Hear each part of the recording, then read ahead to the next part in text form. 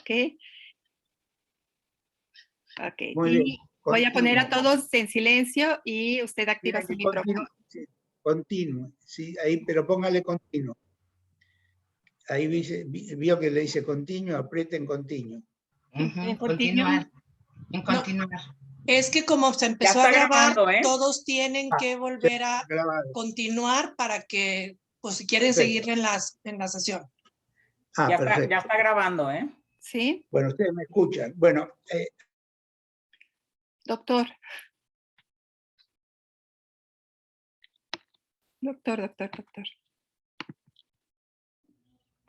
¿Qué pasa, Maripaz, tú le puedes abrir el micrófono. Ya está. Ay, no. A ver, ahí está. Ahí. Una disculpa, ella por los... ya está, ya solucionamos. Es la Ya, tecnología. Gracias.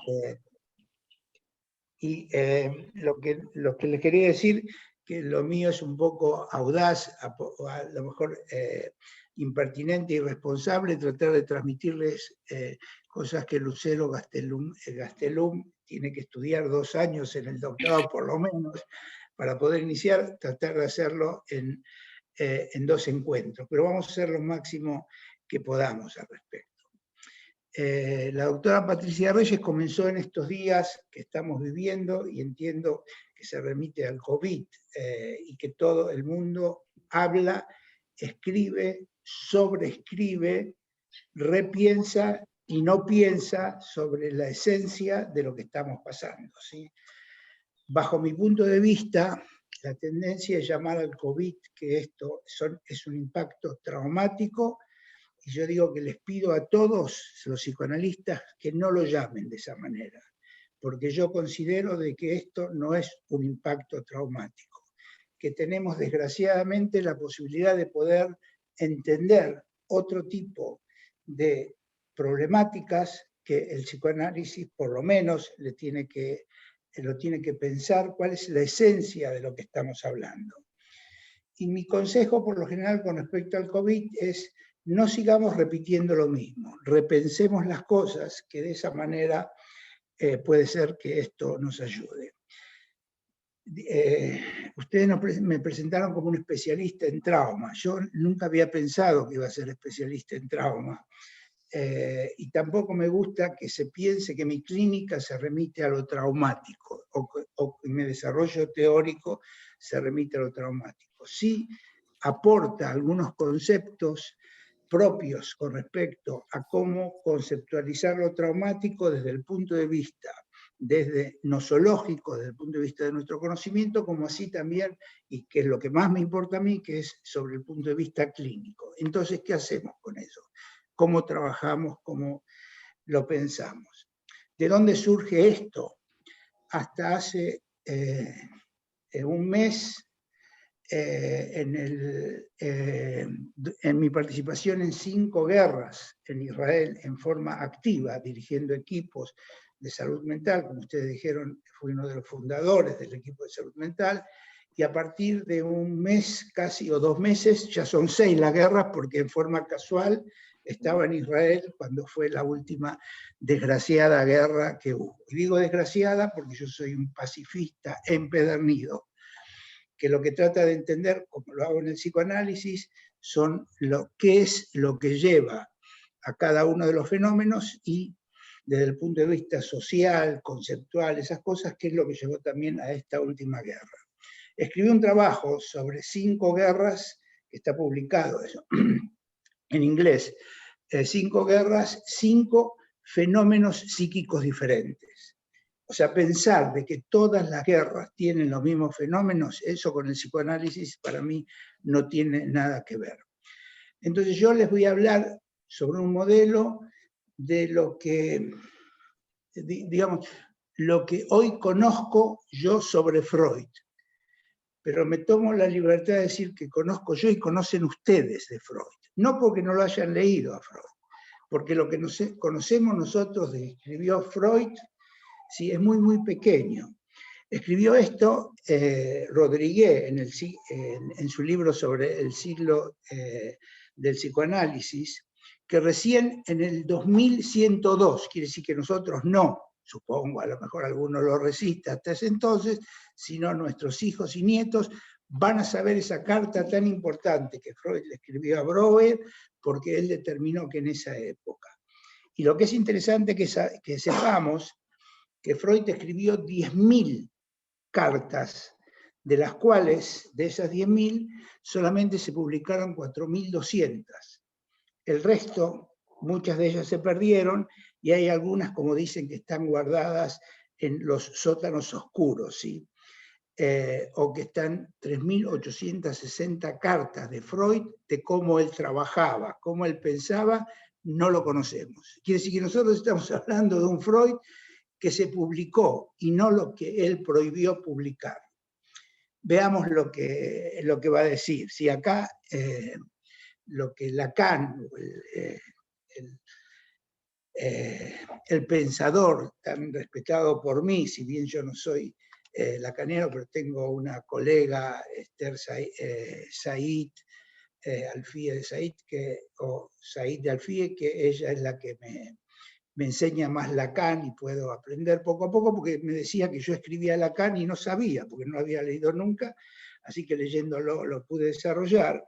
Dijo que la correspondencia de Freud está estructurada como un laberinto, que dará cuenta de lo escrito, pero más dará cuenta de lo que falta escribir. Y me parece de que eso es lo que un poco nos vamos a ocupar nosotros en ese sentido, en ese, modalidad de Lacan, nos vamos a ocupar un poco de aquello que Freud nos dejó a nosotros para seguir pensando, seguir desarrollando, y es por eso que nosotros lo llamamos psicoanálisis contemporáneo. No sé si ustedes conocen el libro de Masson, se lo conoce como el Watergate del psicoanálisis, que es el libro del asalto a la verdad, que por los años 80 escribió, y ahí desarrolló toda la problemática que Freud tenía desde el punto de vista conceptual entre aquello que viene de lo instintual con respecto al sexo y aquello que viene del mundo externo. Y ahí explicó, se armó un lío terrible en la sociedad psicoanalítica, no sé si ustedes lo recuerdan, pero yo recuerdo las cartas y las que había al respecto. Entonces, lo que vamos a hablar nosotros es sobre esa problemática, de dónde viene el trauma, o sea, de dónde aparece, si aparece por lo que pasa o aparece por lo que la persona va creando dentro de su propio psiquismo, o los dos tienen algún tipo de relación.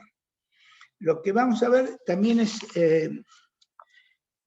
para poder abordar todas esas temáticas, perdonen que sea tan general, pero me parece que es importante ponernos en contexto, vamos a hablar de lo que nosotros llamamos el psicoanálisis contemporáneo, ¿sí? Nuestro doctorado, la maestría, etcétera, que en el futuro yo no sabía que ustedes tenían maestrías, podemos estar más en contacto, pero también en mis seminarios particulares, en mis supervisiones privadas o aquellos que estudian conmigo sobre la temática, trato de traer cuál es la base epistemológica de Freud, o sea, cómo él lo pensó. Freud en su época estaba en la época de la dialéctica, donde había dos fuerzas en contradicción, y de ahí tenía que emerger, ¿sí? Digamos, lo que se llama el conflicto. Quiere decir que toda su teoría está basada en la idea de conflicto y la búsqueda del síntoma y el proceso que el síntoma da. Recordemos que él viene del mundo de las ciencias naturales y después poco a poco fue desarrollando su propia teoría, que hoy es base conceptual de toda la actividad, tanto del mundo de la educación, de la psicología y de psiquiatría y el psicoanálisis. Un detalle que María Paz no detalló, ni me importa por el hecho que se sepa, yo soy psicólogo también, fui 11 años psicólogo y a la vejez decidí estudiar medicina para dar cuenta de algo que decía Freud que no entendía. Así que fui a estudiar medicina y ya les voy a contar qué es aquello que no entendía, porque me decían, los psicólogos no entienden de todas esas cosas, ¿sí? Entonces ahora entiendo más como psicólogo después me di cuenta que cómo pensaban los psiquiatras en ese momento. Así que soy colega de los psiquiatras, converso con ellos en su idioma, pero también converso con los psicólogos y especialmente con los psicoanalistas. Desde el punto de vista epistemológico, la teoría causal de Freud pasa a ser repensada desde la teoría de la relatividad. ¿Sí? ¿Cómo puede ser que existe la relatividad para todo el universo menos para Freud, que hay una causa única?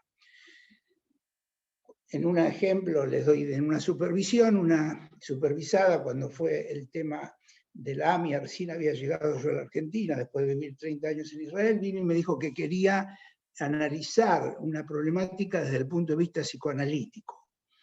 Entonces yo le digo, bueno, sí, ¿cómo trabaja usted? Recién había llegado, había escrito un artículo sobre intervención en desastres y salió justo una semana antes de la explosión de la AMIA. Hasta ahora no puedo convencer a la sociedad psicoanalítica, que no soy del Mossad, que no sabía nada, que salió ese artículo una semana antes, de casualidad, de intervención en desastres. Entonces esta colega, jovencita, muy entusiasmada con el psicoanálisis, le digo, ¿qué quiere decir trabajar desde el punto de vista psicoanalítico? Entonces ella me dijo, lo que quiere decir es de que yo estoy ayudando a la paciente que pueda ver cuáles son los motivos inconscientes que la llevó a pasar por la puerta de la AMIA cuando explotó la bomba. Yo creo que no entendía lo que... Yo tengo un balcón en el coso con malbones y todo eso. Digo, ¿la tiro por el balcón o...? Digo, no puede ser, usted quiere que ella sepa el motivo inconsciente que la llevó a pasar porque cambió de cuadra, yo qué sé, en un lugar que no tenía nada que ver con eso. Y siempre lo cito esto como algo ridículo. Miren cuántos años pasaron, que me quedé pensando, digo, pero esta chica tenía razón, porque a ella le enseñaron que el inconsciente es la causa de nuestra existencia. Entonces, si es la causa de nuestra existencia, ¿por qué no ser la causa de por qué ella pasó justo por esa... Y claro, el psicoanálisis contemporáneo le dice a Freud, mirá, vos pusiste como algo causal eso, porque en esa época tenía que ser muy firme, pero a lo mejor lo que está diciendo es que el inconsciente condiciona muchas actitudes nuestras. Y es diferente decir que es la causa de todo lo que nosotros hacemos. Quiere decir que en ese condicionamiento del inconsciente juegan otros factores, ¿sí? Pero lo lindo, si ustedes ven en el desarrollo de las ciencias, es que después de que vino la teoría de la relatividad en la física, sí viene la teoría cuántica. Entonces, si ustedes conocen, la teoría cuántica es una teoría de la física que lo que dice es que se llegó a ver unas partículas tan pequeñas que se puede ver esas partículas tanto como masa como con energía. Quiere decir que todo el tiempo cambia de masa la energía. Cuando yo empecé a leer eso, de curioso que soy, yo qué sé qué más, digo, no, pero esto lo dijo Freud antes que los físicos. Porque Freud dijo de que nosotros soñamos en forma latente y cuando lo llevamos a lo manifiesto es la misma cosa pero transformada. Digo, eso es esa gran genialidad que escribe. Y bueno, seguí estudiando sobre eso y ahora, en la actualidad, hace poquitos años, aparece lo que se llama la teoría de las cuerdas. Que la teoría de las cuerdas significa de que a diferencia de la teoría cuántica, que es la transformación de energía, etcétera, etcétera, lo importante es que nosotros vivimos en un mundo que todo lo que hubo y todo lo que hay se articula en forma permanente. Eso lo dijo anteriormente Edgar Morin en su tratado sobre la complejidad, y que muchos nosotros lo tomamos, pero esto viene ya también de la física y recién ahora ellos lo están tomando. Quiere decir, cuando hablamos de un psicoanálisis contemporáneo, estamos hablando de un psicoanálisis que toma los diferentes factores que influyen en el mundo psicoanalítico, pero la base de eso, en base al entendimiento de lo que yo entiendo de Freud, siempre cuando digo en base a Freud, es lo que yo entiendo de Freud, que quede claro. Para lo que yo entiendo de Freud la base es que hay un inconsciente que condiciona a todos esos elementos, y ninguno de esos elementos, ni las relaciones sociales, ni políticas, ni la educación, ni las relaciones familiares, quedan exentos de ese proceso, todo en la medida que estamos hablando todo de algo absolutamente humano. Entonces, desde este punto de vista, nosotros tenemos que pensar cómo, como hoy nosotros vamos a hablar de lo traumático y lo disruptivo, la verdad es de lo disruptivo y lo traumático, pero primero me quise enfocar en lo traumático de Freud y la teoría freudiana para pasar a lo disruptivo, después pasar a lo traumático viéndolo de una forma diferente desde el punto de vista conceptual, y en el segundo encuentro vamos a hablar un poquitito sobre cómo se aplica esto clínicamente. Desde ya que me gusta conversar con todos, por eso yo no pongo slides y todas esas cosas, lo único que les pregunto es si está claro hasta ahora de lo que digo, o si quedan cosas no claras, levanten la mano, díganme y lo explico, porque a veces yo me aburro hablar conmigo mismo, entonces me gusta dialogar también con ustedes.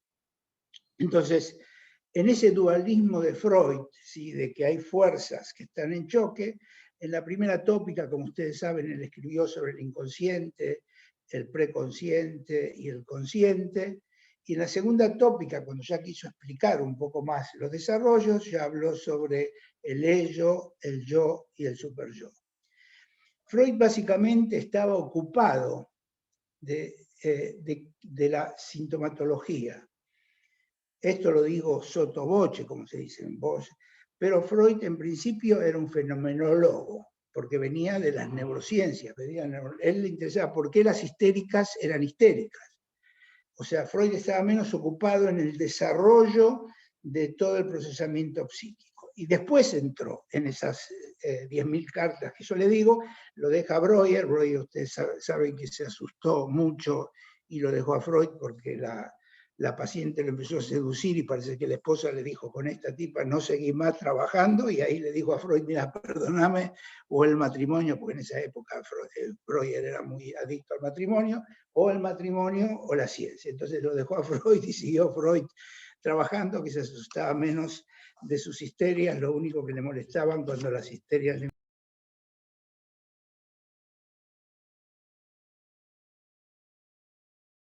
Doctor, silencioso micrófono. ¿Podría encenderlo? Es como me aburrí de escucharme, sí. Entonces, lo que Freud trató, y lo que yo propongo a ustedes también, Freud fue tan profundo en lo que escribió sobre el trauma, menos sobre lo que escribió sobre el trauma. O sea, si queremos entender con profundidad el concepto del trauma de Freud, lo vemos en toda su obra, la que conocemos, pero cuando escribe sobre el trauma, ahí empieza con muchas contradicciones porque está muy empeñado en explicar la patología.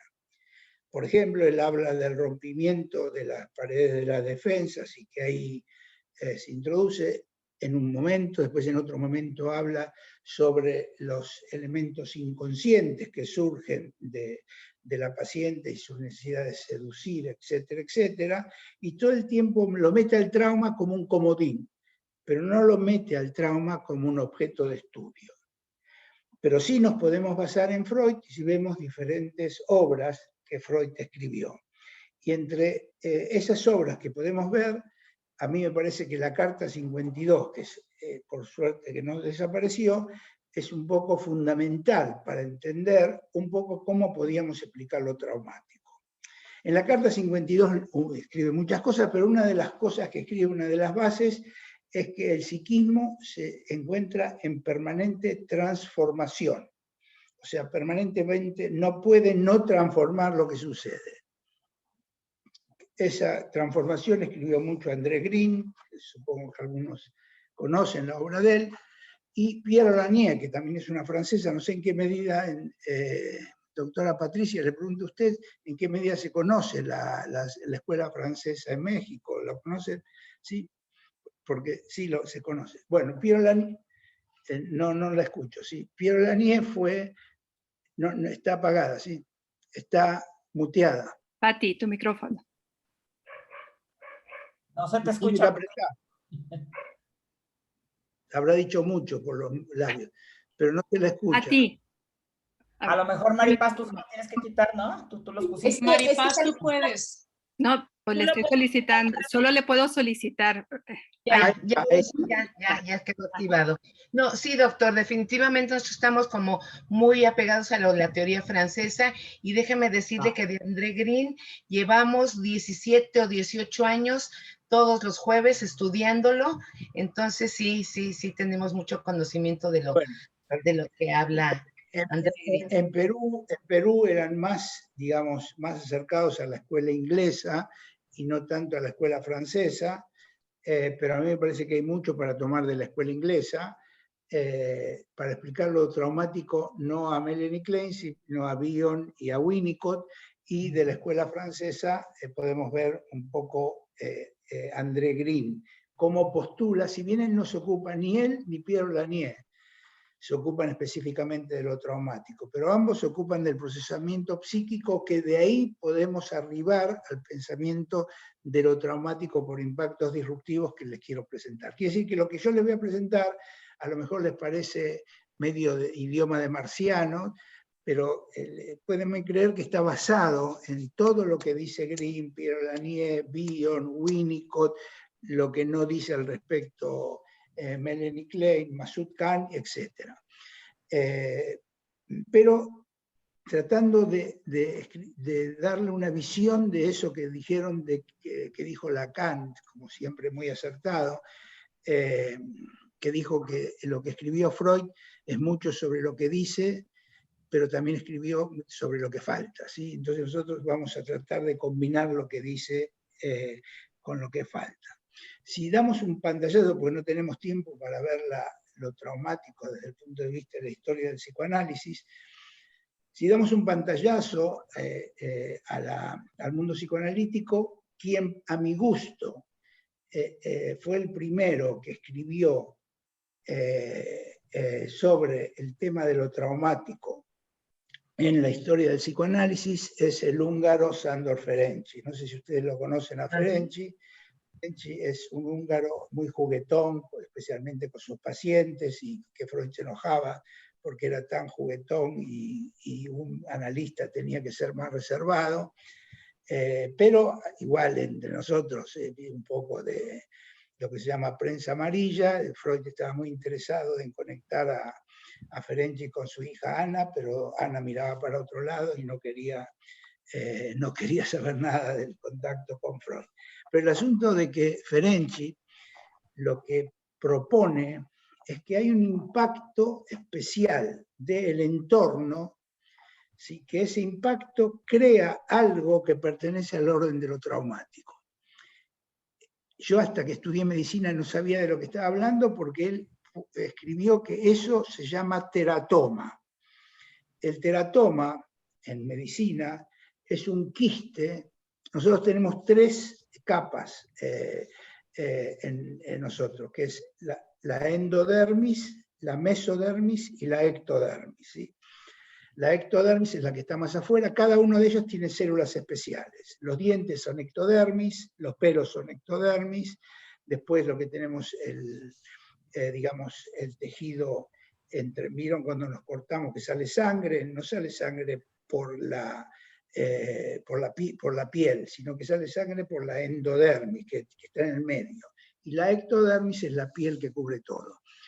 Y lo que dijo Ferenczi, que eso es un impacto que es como un teratoma, porque es un quiste, que adentro de ese quiste hay células que no pertenecen a esa capa, digamos así. Quiere decir que en la mesodermis, que tendría que haber solo quiste de la mesodermis, hay ectodermis y hay endodermis, quiere decir, y ahí se mezcla todo. Ese quiste es cancerígeno, ¿sí? Pero es cancerígeno en la medida de que se desarrolla más grande o que se lo punza o cosas por el estilo. Quiere decir que yo leyendo a Ferenczi, que leí más o menos todas las obras que él escribió, porque me gustó lo que él escribía sobre lo traumático, claro, dije, empieza a ver un poco el tema del mundo externo, de lo que pasa en el mundo externo. Y yo decía, Freud se relacionó tanto con el mundo externo, y ahí él tenía problemas. Adler le hizo problemas, como ustedes saben, Jung le hizo problemas, porque él seguía insistiendo de que lo que pasa en el psiquismo humano, la base está dentro de nuestros desarrollos somáticos idiosincráticos. O sea, no hay un trauma, sino cada uno va a tener un trauma. No hay una pulsión, sino que cada uno va a tener su propia pulsión, porque somáticamente, quiere decir, desde el punto de vista del cuerpo, eso lo tiene. Y cuando les digo el psicoanálisis moderno, escribió algo Laplanche muy interesante, se los leo, que dice: rindamos homenaje a Lacan. No piensen, porque esta cosa que tengo grabada se la voy a mandar a esta profesional que siempre me da datos sobre Lacan, así que por lo menos que escuche que me sirven esos datos, ¿sí? Y Laplanche dice: rindamos homenaje a Lacan fuera de todos los desacuerdos con el lacanismo. Ustedes saben que Lacan y Laplanche no eran de los que más se amaban, a diferencia de Winnicott y Lacan, que había una relación muy linda, ¿sí? Considerándolo el pensador que hizo prevalecer la certeza inaudita en el mundo casi post-freudiano, que el inconsciente y la pulsión no surgen de los fondos oscuros de la vida, sino que su génesis y su naturaleza son indisociables del mundo humano y de la comunicación interhumana. Ya en esa época, ¿sí? Pero esto ya lo había propuesto Ferenczi, esto que dice Laplanche. Lo que pasa es que Ferenczi lo expulsaron, como ustedes saben, de la Sociedad Psicoanalítica, hasta que llegó el doctor Echegoyen, el presidente de la IPA argentino, y lo reivindicó. Ahora Ferenczi, después de muerto muchos años, lo incluyeron de vuelta a la IPA. ¿Pero por qué? Freud era muy creativo, pero un poquitito dictador era. Entonces el que no estaba muy de acuerdo con él decía: acá no tienes lugar. Así lo echó a Jung, a Adler se fue, Otto Rank se fueron, porque decían que no puede ser que sea tan fisiológica la idea de Freud. Entonces vinieron otros que empezaron a ver qué es lo que pasaba en el mundo externo que impactaba en el psiquismo, qué pasaba en el desarrollo de la pulsión, si la pulsión era algo que venía solamente del instinto, porque Freud habló del instinto y la pulsión, quiere decir que la pulsión es esa fuerza energética psíquica que se produce por el impacto del psiquismo, del instinto y de lo somático. Y cada uno tiene su propio desarrollo de la pulsión, donde la pulsión se constituye, como lo vamos a ver más adelante, por el afecto y la representación. O sea, para Freud, la pulsión es la pulsión, a diferencia de lo que está traducido de él, que dicen que la pulsión es el límite entre lo somático y lo psíquico. A mi gusto, la pulsión es solamente psíquica, no es somática. El instinto es somático, la pulsión es psíquica. ¿Y de dónde lo digo esto? Porque Freud escribió que la pulsión es el representante representativo. Quiere decir que representa algo, y desde ya el soma no representa nada, el soma es. El soma es el cuerpo, es la cosa en sí. Quiere decir que desde allá nosotros vemos cómo se fue desarrollando la teoría de lo traumático, y todo el tiempo escucho, leo, que se lo cita a lo traumático de Freud, el primer tiempo, el segundo tiempo, y créanmelo, en la primera guerra, en la segunda guerra, y es ahí donde decidí estudiar medicina, porque me decían que no entendía. Digo, pero no puede existir el trauma en dos tiempos, como dice Freud. ¿No? Ustedes conocen el trauma en dos tiempos. Freud habla de que hay una primera experiencia, y la gente que estudiaba a Freud en forma, decía, no, claro, lo que le pasó en la guerra, lo que le pasó en una violación, lo que le pasó en el incesto, esto es la reactivación del primer tiempo del trauma. Digo, acá hay algo que no me cierra. Y fue ahí donde empecé a estudiar, y entre comillas, me llaman uno de los especialistas en el tema del trauma. Pero lo importante es de que siguieron tratando el trauma, y una de las personas que lo estudió y lo conoció muy bien a Freud, que fue Gardiner, ¿sí? Trataba de aplicar en la Segunda Guerra Mundial, trataba de aplicar las teorías de Freud al tratamiento de los soldados de la Segunda Guerra Mundial sin mucho éxito, pero era muy famoso, Gardiner, Freud, etcétera, etcétera. Después Masoud Khan, que viene, ustedes a Masoud Khan lo conocen o lo escucharon hablar, es el aristócrata de la sociedad inglesa, que era más juguetón que Ferenczi, y por eso le echaron de la sociedad inglesa por seguir jugando con sus supervisadas en forma personal y dándole una interpretación diferente al diván que tiene que tener el diván psicoanalítico, ¿sí? Entonces por eso lo echaron. Pero Masoud Khan era un príncipe de la India que tenía sus ideas sobre el trauma y escribió lo que se llama el trauma acumulativo. Ahora, ¿cuál es la gran problemática de todos estos trabajos? La gran problemática está representada por un concepto que para mí es vomitable, y no tengo miedo en decírselos, y que es el más popular en la teoría del trauma, que es el concepto del síndrome del estrés postraumático, PTSD en inglés. Hoy van a ver que toda la sociedad, cuando hablan del trauma, van a hablar sobre el estrés postraumático. Y yo dije, ya desde que apareció, yo trabajé con la gente que escribió sobre el estrés postraumático, que son muchos israelíes, gente que tocábamos la guitarra juntos y cantábamos. Yo toco mal la guitarra y canto pésimo, pero me divertía de ese encuentro con toda esta gente. Y fueron desarrollando. Y se decidió que en Israel, aquellos que están en la guerra, ese uno de los que insistió, perdonen la humildad, fui yo, se decidió de no llamarlo estrés postraumático, sino llamarlo el impacto de la batalla. Porque saben que ustedes, a lo largo de la historia, el concepto de trauma tiene 11 nombres distintos. Uno en la época de la Primera Guerra Mundial se llamaba el corazón del soldado, después se llamó el enfrentamiento a la guerra, después se llamó la neurosis de guerra, ¿sí? Se le fueron dando diferentes nombres, o sea, pero que ninguno de esos nombres coordinaba muy bien con la clínica, que ese era el problema mío. ¿Y qué haces en la clínica con todo esto? ¿Cómo trabajas? Digo el concepto abominable del estrés postraumático, porque los americanos, con todo el respeto que lo tengo, no vayan a pensar de que yo desecho los aportes americanos, muchos amigos, tanto en el tema del grupo como de psicoanálisis, todavía estoy en contacto con ellos, y en la Sociedad de Psiquiatría, Maripaz escribió de que recibí el título de miembro de honor de la Sociedad de Psiquiatría, cosa que yo ni lo pensaba. Y cuando yo les pregunté a ellos de por qué, cuál es el motivo, le escribí a la comisión, me dijeron porque vos sos creativo y especial, o sea, tenés conceptos especiales. Y digo, ¿qué conceptos especiales? Y justamente eso del estrés postraumático, ¿sí?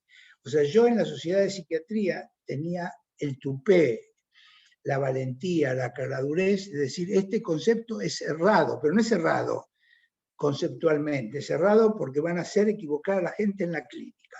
O sea, ¿qué es la postura acá? La postura es que el estrés postraumático, ¿qué es lo que dice? Y les pregunto a ustedes, pueden abrir los micrófonos para contestarles. Es síndrome del estrés postraumático, ¿sí? Postraumático. ¿Cuál es el trauma para ese concepto? La única que no puede contestar es Lucero. ¿La posteriori será, doctor? ¿Cómo? ¿En la posteriori? El estrés, si yo tomo la palabra esta, estrés postraumático, ¿sí? ¿Cuál es el trauma ahí? La situación, el hecho. la situación. O sea, para los americanos, que son bastante concretos en la manera de pensar, a diferencia de los franceses, que son, pero siempre muy avanzados, digo, es la situación. O sea, el choque del avión con las Torres Gemelas, ese es el trauma. El momento de la violación de la chica es el trauma. Y entonces hay situaciones que ellos la llaman trauma. ¿Y cuál es el proceso psíquico que ellos proponen? Si esa es la situación, el trauma, en la palabra esa, ¿cuál es el proceso psíquico que dice? ¿Qué les parece? Dice síndrome del estrés postraumático. ¿Cuál es el psíquicamente? Para Sí. mí es el efecto que el trauma sigue teniendo después del evento que sucedió. No, Dolores, yo lo que les pregunto es las palabras. Las palabras tienen que decir algo, ¿sí? ¿Qué dice la palabra? ¿Cuál es el proceso psíquico que dice las palabras?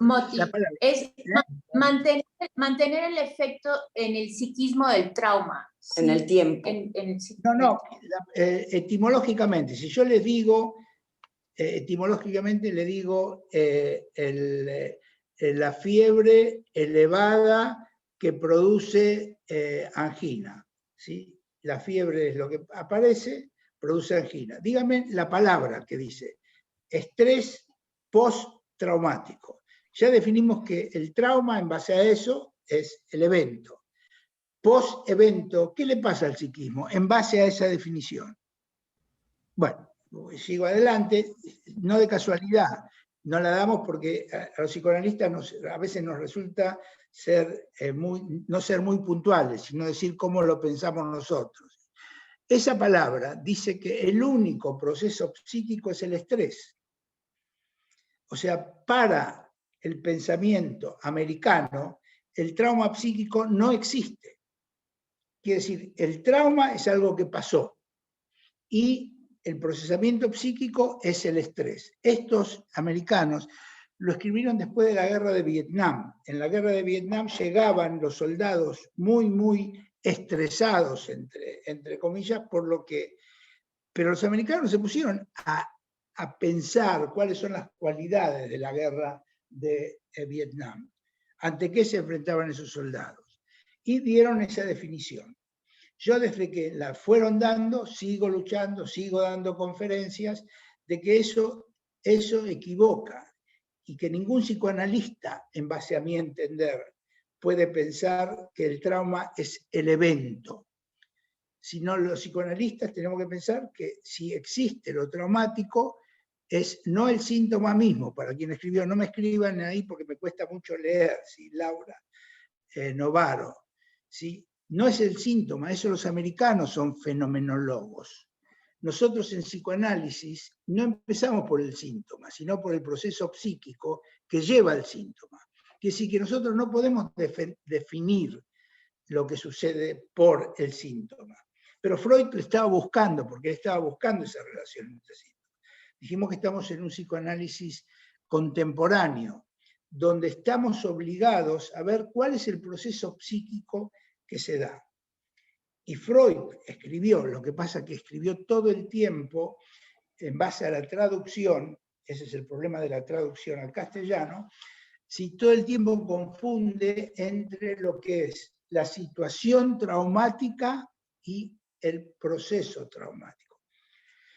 Entonces el que lo lee dice, sí, el trauma, ¿qué es? El choque de los trenes, por ejemplo, se acuerdan el trabajo que él escribió sobre el choque. Entonces el choque del tren, eso es lo traumático, porque ahí no definió el proceso psíquico. Pero cuando trabajaba sobre los procesos psíquicos, él dijo, no, el trauma se da en dos tiempos, entre lo que le pasó y cómo lo elaboró.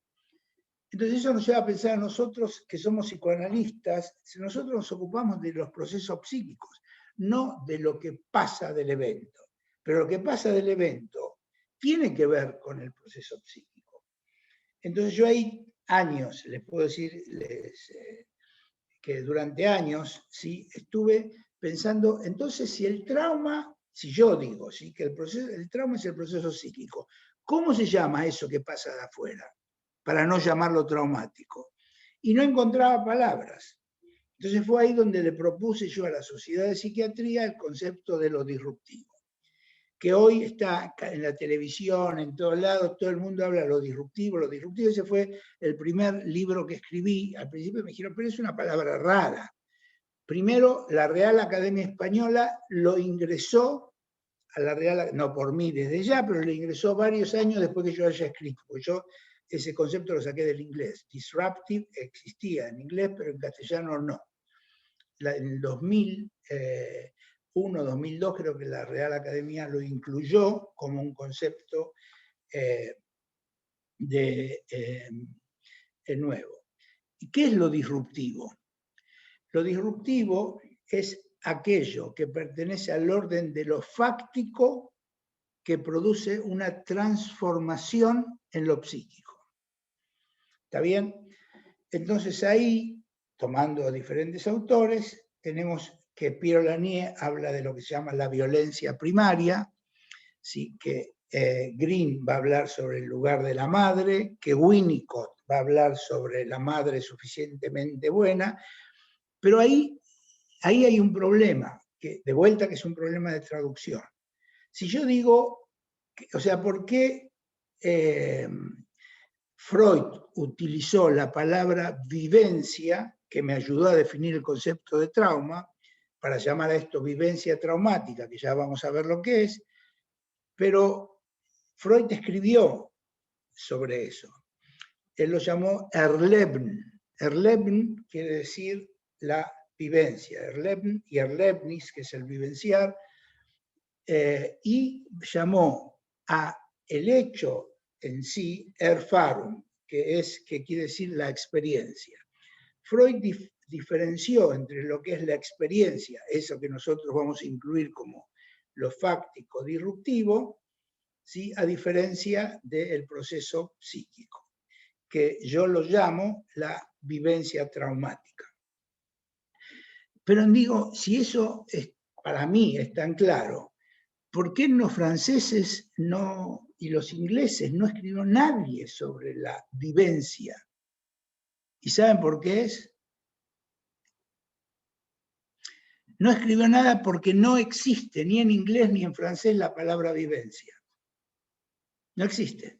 Ni en los únicos idiomas de los que yo conozco que existe la palabra vivencia es el alemán, que es Erleben, es el hebreo, sí, que lo escribió muy tardíamente. Yo pensaba que era una palabra bíblica, pero un compañero que se dedica a eso me dijo de que no, de que eso pertenece a los años del 1930 y pico, que viene del espiritualismo. En castellano, que quien lo tradujo fue Ortega y Gasset, ¿sí? Porque también venía del mundo del espiritualista y necesitaban esa palabra que diga que es vivencia, que es algo que es un proceso psíquico interno. Y digo, bueno, esto, el hecho que sea solamente el idioma, y Samprun en la reunión de la Sociedad Psicoanalítica, cuando fue en Alemania, dijo, qué pena, cuando habló sobre el Holocausto, etcétera, etcétera, dijo, qué pena que en francés no haya una palabra que sea como la vivencia en castellano. Samprun maneja también el inglés y el francés de la misma manera. Entonces, eso me permitió a mí proponer, y disculpen cuando digo a mí, lo digo con toda la humildad, pero me pasó, que le vamos a hacer, tengo que decir las cosas como son.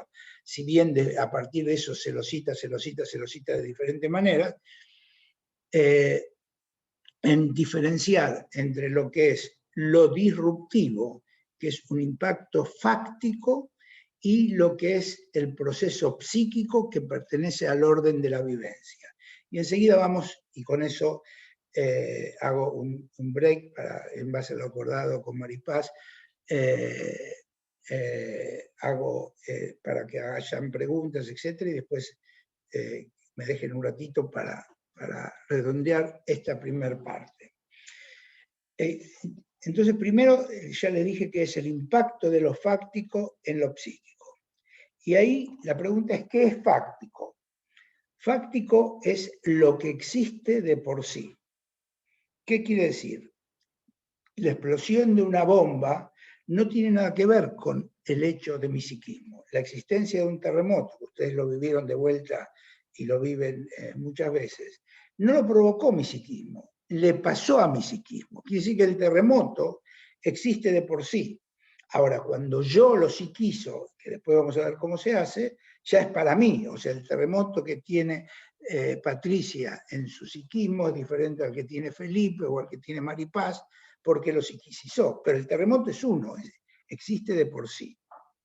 Y entonces queda claro la diferencia, puede mover la cabeza y me doy cuenta, entre lo que es lo fáctico y lo psíquico. Lo psíquico es absolutamente el representante, representativo de lo fáctico y de los procesos psíquicos. Eso es lo psíquico, que está manifestada en la pulsión.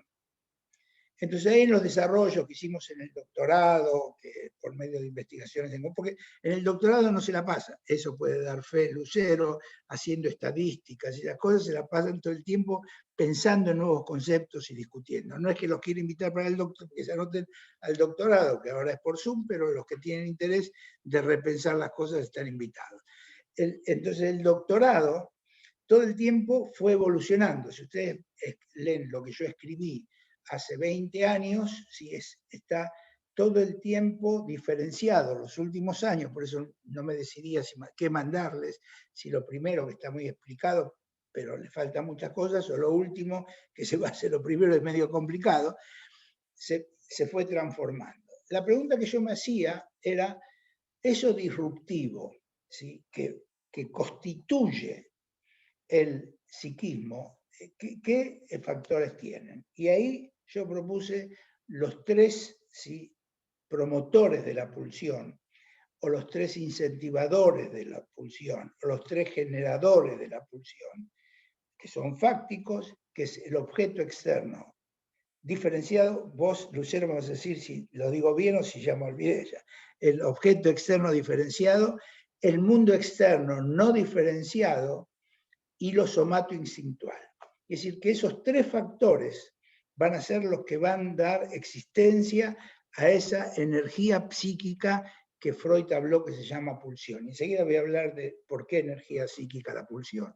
Si Freud habló que el afecto es la energía psíquica y no tomó la representación como energía. Acá la pulsión es tomada como afecto y representación. El objeto externo diferenciado es ese mamá, papá, pero esa mamá, papá que son fácticos, no mamá, papá que son psíquicos, que son para mí. Ese mamá, papá que son fácticos puede ser que sea alto, bajo, vive en Alemania, haya muerto antes que yo nací, esté enferma, como dijo Green en el concepto de la madre muerta, que después tuvo una depresión. Eso es lo fáctico, lo que le pasó a esa mamá tal cual le pasó, que es el objeto externo diferenciado. ¿Por qué va a ser diferenciado? Porque desde su existencia para el psiquismo se lo va a catectizar y va a catectizar al psiquismo. Por eso es diferenciado, o sea, no es una persona que pasa por la calle. Eso para mí va a ser mamá, pero esa mamá tiene su componente fáctico y después vamos a ver cómo va a tener su componente psíquico. El otro es el mundo externo diferenciado. Que ahí me decía, Moti, no metas en psicoanálisis esas cosas. Le digo, no, pero eso es la constitución humana. Fíjate cuando un chico nace prematuro, ¿qué se hace? Se lo pone en una incubadora, se le da luz, se le da un aire oxígeno determinado, se le da un calor determinado, se le da ruidos, una música agradable. La madre lo toca al niño con unos guantes, no sé si ustedes vieron alguna incubadora. Que sí, todo eso, sí, son factores que nosotros advenimos a él, que ya existen. La temperatura que un chico nació en México, ¿sí?, es diferente a la que nació en Groenlandia. ¿Sí? En Groenlandia, si ustedes se van a acercar a uno y están acostumbrados a hacerlo así, ¿sí? Los tanos, si ustedes van, los españoles, los abrazan, los besan, etcétera, etcétera. Pero ¿dónde le vino esto? Claro, se criaron en ambientes, en entornos absolutamente diferentes que desarrollaron culturas diferentes. Eso es el mundo externo no diferenciado. Y que ahora, con el Zoom, que lo vamos a ver después, con el COVID y con todas esas cosas, parece ser, les cuento un secreto, ¿sí? Que este virus desconoce lo que es diferenciado, ¿sí? Porque ataca a todos, ¿sí? Menos el virus argentino, que el virus argentino tiene especificidades que son diferentes a los demás. ¿Sí? Dicen acá en la Argentina, por lo menos ahora que volví, que si al virus argentino le das unos pesos, entonces a vos no te ataca, ¿sí? Te deja. Acá todo se arregla de esa manera, ¿sí? Pero lo que pasa es que el virus no es diferenciado, ataca a todo el mundo y en todos los lugares de una manera o de otra. Entonces tenemos el otro factor que les dije, el mundo externo no diferenciado, y el tercer factor que va a dar origen a la pulsión. Eso es lo somatoinstintual, quiere decir lo que viene de mi propio cuerpo y de mi propio instinto. Y fíjense que yo al instinto lo tomo como fáctico. O sea, el instinto no tiene una cualidad psíquica. ¿Y por qué lo tomo como fáctico? Lo tomo como fáctico porque yo lo puedo transformar, ¿sí? En el laboratorio. ¿Sí? En el laboratorio yo puedo transformar el instinto si yo transformo el genoma humano, los genes. Yo puedo, en una época cuando había un exceso de actividad sexual, se hacía la lobotomía, o sea, se cortaba el cerebro en el medio, ¿sí? Y de ahí disminúa la actividad sexual. ¿Sí? Ahora los psiquiatras saben cómo se puede influir sobre el instinto.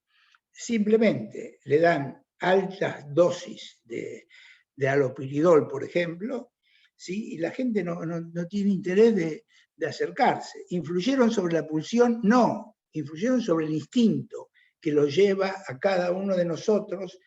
Entonces, ellos pueden trabajar desde lo somatoinstintual, los psiquiatras, que también soy yo, ¿sí? Pueden trabajar desde lo somatoinstintual.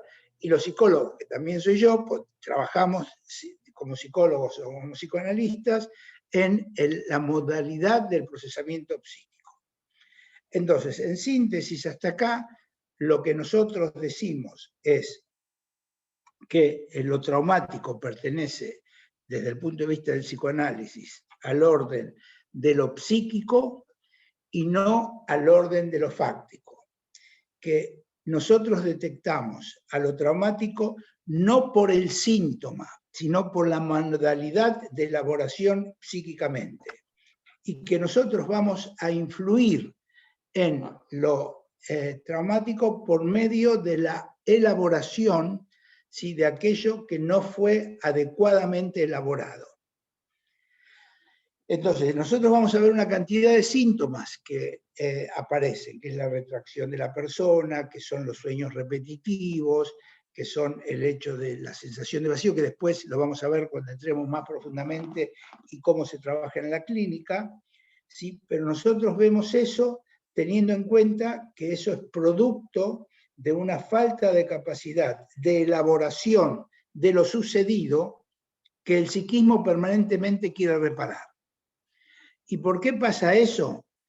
Eso pasa por lo que dijo Freud al respecto. Espero que Patricia nos esté escuchando, sí, igual, pero después lo voy a repetir porque es la presidenta, entonces por lo menos para que esté al tanto de estas cosas. Lo que Freud dijo con respecto a eso, que nosotros estamos en un psiquismo en permanente elaboración. Y lo que no aceptamos es de que lo fáctico se imponga a lo psíquico. O sea, nosotros, nuestra tendencia narcisista es el hecho que nosotros queremos tomar del mundo externo lo fáctico y transformarlo. Ahora, cuando lo fáctico se me mete en el psiquismo, eso va a quedar como percepto, que después lo vamos a ver, y Freud escribió que todo el tiempo que un fenómeno queda como percepto, no puede ser ni pensado ni elaborado. ¿Está bien? Esto era una parte importante, Patricia quería que la escuche, no sé si la pude escuchar a la distancia, pero lo pude escuchar. Entonces, lo que sucede acá es que cuando hay algo que se le impone al psiquismo, ¿sí? El psiquismo no lo puede elaborar porque el psiquismo está acostumbrado a adoptar lo que viene de afuera. Y ahí vamos a ver diferentes tipos de lo que yo llamo psiquicización, que lo vamos a ver después o al final de este encuentro o en el principio de la próxima. Entonces, resumiendo, lo antes expresado, lo que nosotros vimos es qué es la contraparte, lo que propone el estrés postraumático, por qué el estrés postraumático como tal desvirtúa no solamente la nosología de lo traumático, sino la clínica. Vamos a ver por qué en la clínica. Ustedes imagínense, hay libros escritos por psicoanalistas sobre el abordaje psicoanalítico del estrés postraumático, con todo mi respeto a ellos, pero me parece que no analizaron en profundidad qué dice el estrés postraumático. El estrés postraumático es un cúmulo de fenómenos, a tal punto que tiene una lista. Si tuvo un accidente, si tuvo una violación, si tuvo una separación, pusieron. Hay gente que se separa y está el chocha de la vida, que se separó y empieza una nueva vida. Pero los tipos te ponen ahí toda la lista de cosas que ellos dicen, esos son traumas. ¿Está bien? ¿Cuál es el grave problema social? Que los jueces miran ahí y dicen, si no le pasó todo esto, si le pasa todo esto, si estos fenómenos, entonces puede ser trauma. ¿Qué tiene que haber? Ahí agregan los americanos esta sintomatología, ¿Qué hacen los abogados? Los abogados le enseñan a los pacientes, a los clientes de ellos, que tienen que decir que le pasa esto, para recibir indemnizaciones por el juzgado. Eso desde el punto de vista judicial. Por eso hasta ahora, cuando yo les dije, miren, a los psiquiatras, cambiemos el tema del estrés postraumático. Y me decía, que somos amigos ahí, ¿entienden? Me dice, Moti, no nos quemes el negocio. ¿Vos sabés la cantidad de plata que invertimos en publicar estos conceptos, los libros, los congresos, la sociedad del estrés postraumático, etcétera? Bueno, la cosa era así, pero yo voy a seguir diciendo lo que pienso al respecto y lo que es ilógico que un psicoanalista que recibe un paciente que la violaron, ¿sí?, piense que ese tiene un trauma. ¿Sí? Es ilógico. Lo que tiene es un impacto disruptivo muy fuerte que generó transformaciones en su psiquismo. ¿Sí? Y lo que yo tengo que hacer como psicoanalista es indagar de qué modo eso se fue dando, tratar de entender la manera especial que esa paciente lo elaboró uno por uno, como dice Lacan. ¿Sí? Uno por uno, porque de la manera que lo elaboró este es diferente a como lo elaboró aquel. Y de ahí poder entender cuál es la dinámica de lo traumático. Entonces ahí viene la pregunta, ¿el COVID es traumático?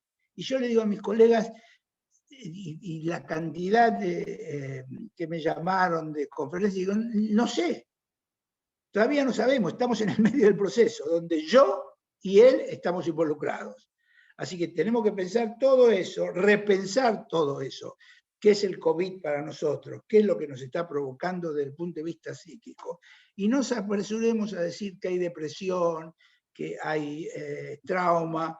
A lo mejor hay algo diferente que no lo conocíamos. No sabíamos qué pasa cuando todo el mundo está teniendo lo mismo, pacientes, terapeutas, etc. Es miedo. Lo que sí es seguro, que hay uno, y una doctoranda escribió sobre eso, y yo lo escribí también en el primer libro mío, que es el tema de la incertidumbre. O sea, ¿puede el humano aceptar la incertidumbre? Y la incertidumbre no tiene nada que ver con el tipo de... No tiene nada que ver, no es específico del tipo de procesamiento psíquico de lo traumático. Hago acá el paréntesis. Abro a las preguntas de ustedes, comentarios, primero si entendieron algo de todas las estupideces que dije, pero a lo mejor pudieron entender o no, pero en forma más sincera espero preguntas o comentarios, y si les parece que no tiene sentido el segundo encuentro, ¿sí? No lo hacemos. Bueno, Se los dejo a ustedes.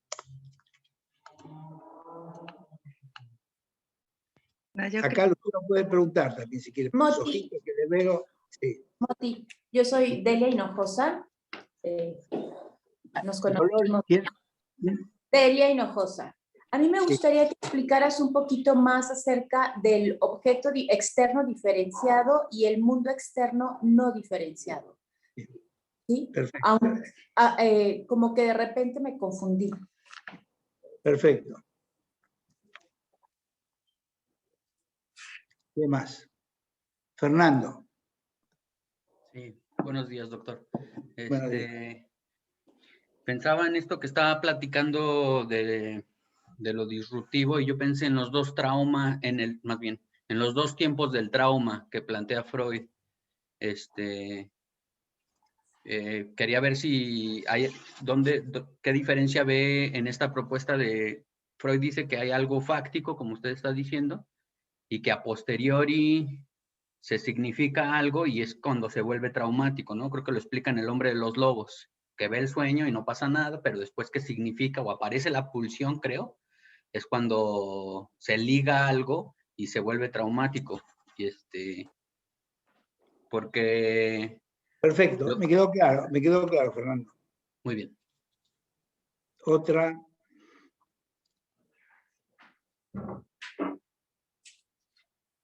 Eso es todo.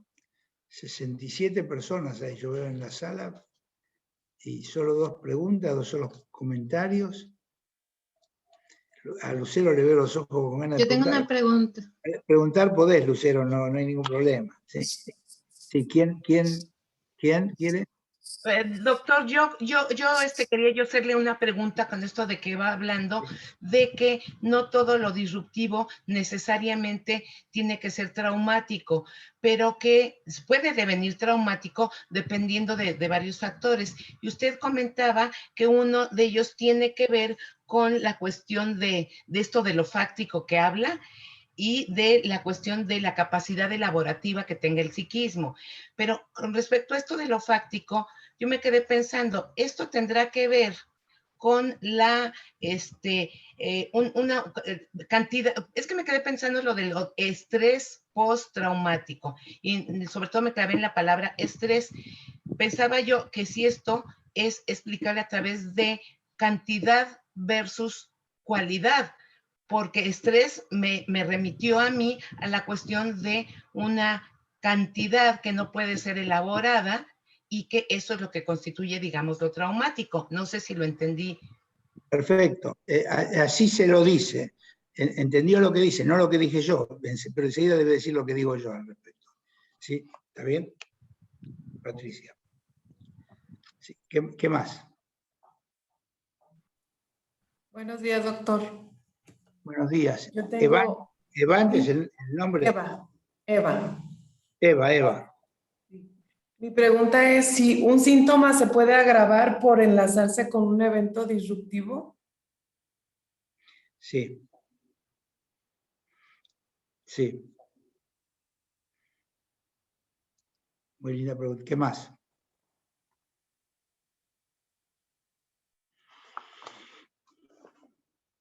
Le damos lugar a 2 o 3 más y empezamos a dialogar. Yo tengo... A ver, Mónica. Yo tengo una pregunta, doctor. Buenos días. Buenos días. Yo pensaba en esto de la experiencia, buenos días, lo entendí como lo fáctico, o sea, es el hecho de lo que sucede en el momento que irrumpe. Pero pensé en cuando hay una situación traumática o lo que llaman el estrés postraumático, como otra experiencia fáctica que se relaciona como algo que está condicionado con ese hecho que sucedió, vuelve a revivir todo lo psíquico. ¿Eso dónde entraría? Ese otro hecho fáctico, porque no sé, pensé en un choque y después un ruido que recuerde ese choque, algo que se condiciona o que se relaciona, vuelve a tener este efecto. ¿Dónde entran estas posteriores, Mónica, estos posteriores estímulos fácticos? Queda claro. ¿Quién más?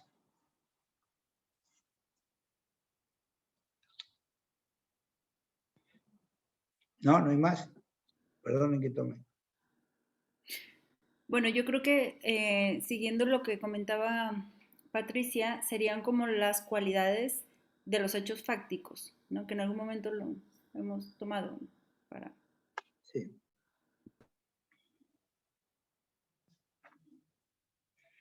Ella me está haciendo acordar qué tengo que decir, que les quede claro, ¿no? Cualidades. Y no sé, perdón. Sí, sí.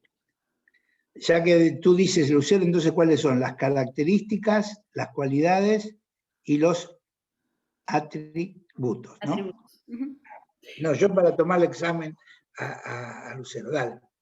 No, y la otra parte, no sé si en la modalidad de procesamiento, que sería como la parte de del precepto, que sería cuando se queda de manera incrustado en el psiquismo, que no se metaboliza, y que de una otra manera ahí podemos sacar también un poco de... Y eso lo vamos a ver más adelante, en la segunda vueltita. Bueno, si no hay alguien ahora... sí. Doctor Bellacar. Reinaldo Palomo. Un placer, doctor. Buenos días a todos. Quisiera saber dónde queda el tema de la estructura del lenguaje en este esquema. A ver, ¿qué quiere decir la estructura del lenguaje? Sí, por ejemplo, como usted mencionaba que hay muchos idiomas que al traducirse unos a otros no se llega a poder tener palabras que den cuenta de una experiencia, por ejemplo, ¿no? Entiendo. ¿Cómo tiene que ver eso, la estructura del lenguaje en las distintas sociedades o cómo los distintos individuos organizamos la estructura del lenguaje? Gracias. Perfecto. Bueno, paremos un minuto acá. Felipe quería preguntar algo o no. Sí. Yo quería preguntar. Y la hora mejorada también. Felipe, ¿quién más dijo yo? ¿Quién más? Yo, Laura Sí, mejorada. Y Laura, sí, perfecto. Felipe. Bueno, se suele decir que hay eventos o acontecimientos disruptivos puntuales y generalmente los pensamos limitados en el tiempo. Pero ¿habrá alguna diferencia entre un evento o acontecimiento disruptivo y una situación o ambiente disruptivo prolongado en el tiempo? Sí. Estoy pensando en este momento particularmente en los familiares de desaparecidos, porque una desaparición es un evento puntual, pero su ausencia puede prolongarse durante años. Felipe, ya voy a responder a eso, muy interesante. Laura. Sí, bueno, yo me quedé pensando en el concepto de trauma de Freud. Eso siempre es sano, quedarse pensando. Sí, bueno, y pensé que si el trauma, de acuerdo a Freud, tiene que ver con una cantidad que excede al psiquismo y que va a abolir el proceso secundario, y pensaba, de acuerdo a lo que usted hablaba, de que lo traumático tiene que ver con la capacidad psíquica de elaboración. Entonces, bueno, todo eso lo iba uniendo con todo lo que acontece a diario, que puede ser disruptivo y que para algunos puede llegar a ser traumático y para otros lo pueden elaborar. Y me parece como muy interesante todo lo que va comentando. Bueno, cortemos ahora por acá y vamos a ir respondiendo parte por parte. Primero, en base a las preguntas, veo que muchas cosas, las preguntas están basadas en cosas que transmití y eso me da mucho gusto porque se ve que no todo está no entendido, digamos. Hay alguna partecita que puede ser que haya transmitido en forma entendible, digamos así. ¿Sí? Así que por lo menos un poco más tranquilo esto. Solamente una palabra que mis maestrandos y doctorandos ya desde hace muchos años dicen: si vos lo querés hacer poner enojado y nervioso a Moti, decí la palabra situación traumática, y ahí se vuelve loco. ¿Sí? ¿Por qué? Porque después de 1 año, 2 años, pregunto, ¿entendieron? Sí, entendí.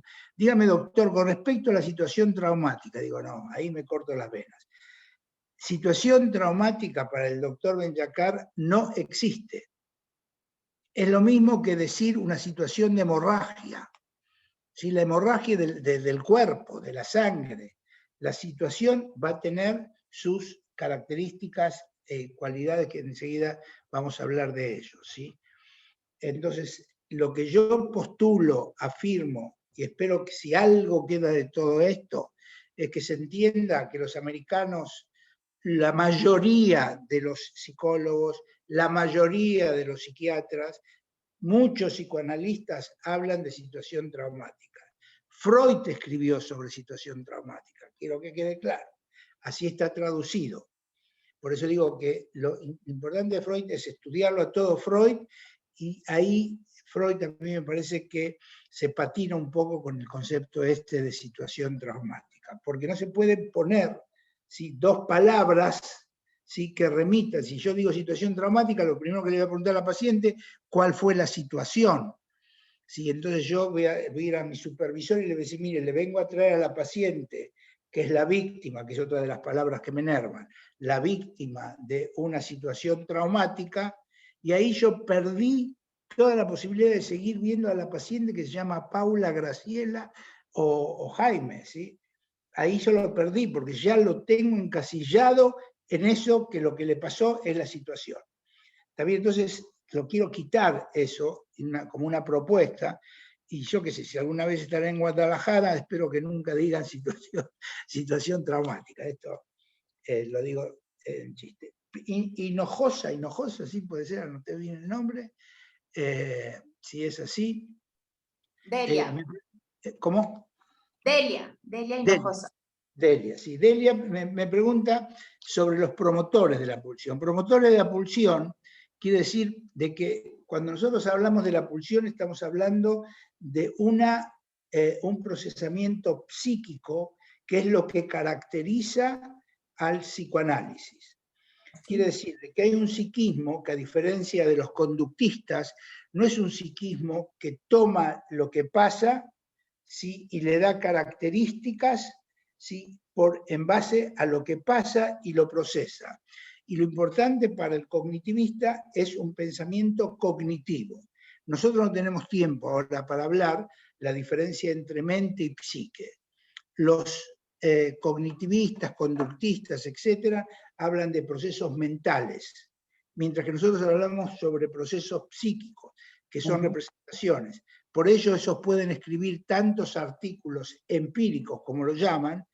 ¿Por qué? Porque lo que le pasa a la persona desde el punto de vista de procesamiento mental lo puedo medir, lo puedo sacar, pero lo que le pasa desde el punto de vista psíquico, solamente en la relación entre psicoanalista y paciente, lo puedo descubrir. Y por eso escribimos menos artículos, y no nos gusta tanto todos esos artículos que dicen que si el chico le pasa esto, pero lo que pasa es que no se diferenció tanto entre mente y psique. ¿Queda claro? Entonces, los promotores son promotores de la pulsión, no del procesamiento mental.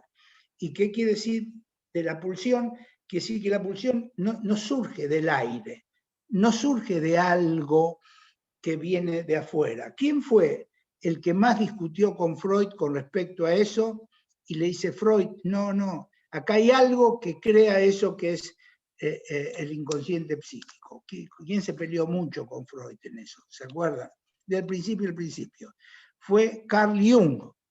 Jung le dijo a Freud, le dice, eso que vos llamás pulsión, que viene desde lo particular de cada uno, es el inconsciente colectivo, eso está afuera, y nosotros somos parte de él. Y ahí empieza toda la discusión de una mística propuesta por Jung con cosas muy valiosas. No sé si ustedes saben que Jung propuso el concepto de complejo. La palabra de complejo, el complejo de Edipo, el complejo de esto, el complejo de aquel, es una propuesta de Jung.